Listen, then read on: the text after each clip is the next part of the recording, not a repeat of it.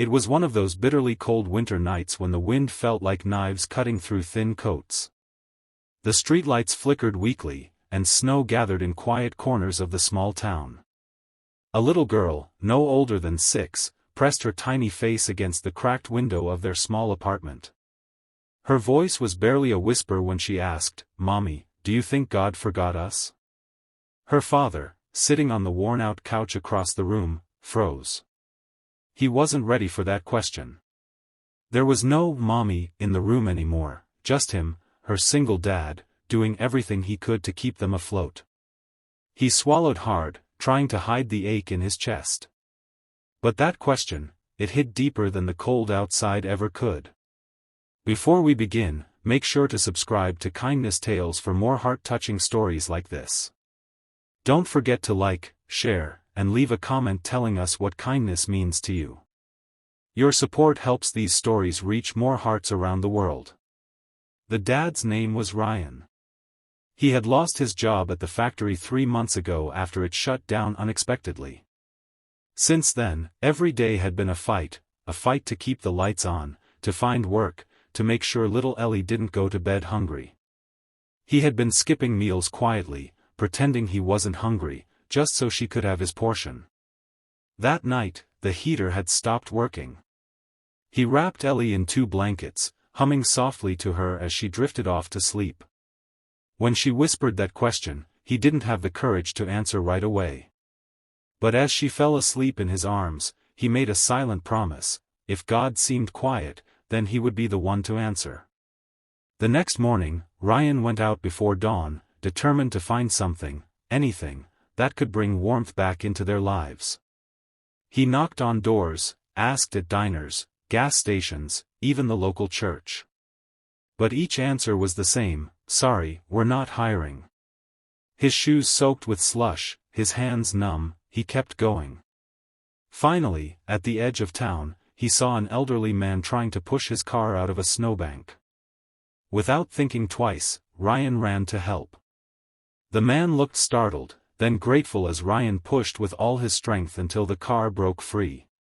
His jeans were soaked, his back ached, but the man smiled and said, "Thank you, son. Most people just drove by."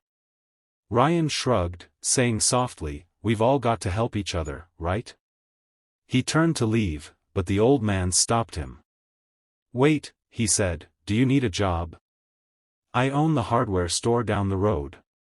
You look like someone who doesn't quit." Ryan blinked, unsure if he'd heard right.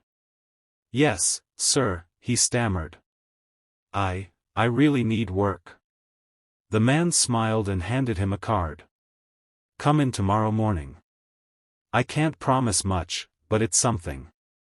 That night, Ryan made soup from the last can they had and told Ellie the good news. Her eyes lit up brighter than the single candle flickering on their kitchen table. "See, Daddy? Maybe God didn't forget us after all." The next day, Ryan showed up early at the hardware store. The job was simple: cleaning, stocking shelves, helping customers, but to him, it was everything. He worked hard, stayed late, and never complained. The old man, Mr. Lewis, noticed. After a few weeks, he gave Ryan a small raise and said, "You remind me of myself when I was young, always fighting for something worth fighting for." With each paycheck, Ryan began to rebuild. He fixed the heater, bought proper groceries, and even found a second-hand coat for Ellie that fit just right. But he didn't stop there. Remembering the days when he had nothing, Ryan began doing something small every week, acts of kindness that cost little but meant everything. He'd shovel his neighbors' driveways before they woke up. He'd leave grocery bags quietly at the doorsteps of struggling families. And sometimes, he'd just sit with lonely people at the diner, buying them coffee and listening. He never told anyone it was him. He didn't need credit. He just remembered what it felt like to be forgotten, and he refused to let anyone else feel that way. One evening, months later, as the snow melted and spring began to bloom, Ellie came home from school holding a handmade card. "Daddy," she said, "we made cards for heroes today. I made this one for you." He smiled and opened it. Inside, written in her wobbly handwriting, were the words, "To my hero, you're how God remembers people." Ryan's eyes filled with tears. He pulled her close, realizing that the small kindness he'd shown was already shaping how she saw the world. She didn't just see a dad struggling to survive, she saw a man who never stopped giving, even when he had little to give.